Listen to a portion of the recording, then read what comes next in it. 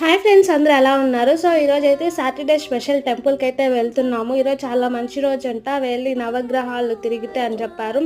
So ఇంకా అందుకే మేమైతే కొంచెం లేట్ అయిపోయింది, అయినా ఓకే అని చెప్పి ఇంటి దగ్గరే బయలుదేరాము. మా సిస్టర్స్ విహాన్స్ మేము వెళ్ళాము. ఈ అమ్మవారు చాలా శక్తివంతమైన అమ్మవారు. సో ఈ టెంపుల్కి వెళ్ళేసి వస్తే మనసు ప్రశాంతంగా ఉంటుంది, చాలా రిలీఫ్గా ఉంటుంది. సో మా విహాన్స్ ఫేస్లో చూసారా, మొత్తం భక్తి మొత్తం కనిపిస్తుంది అనమాట. సో ఏంటి సాటర్డే స్పెషల్ అని చెప్పి అమ్మవారి టెంపుల్కి వెళ్ళాం అనుకుంటున్నారా?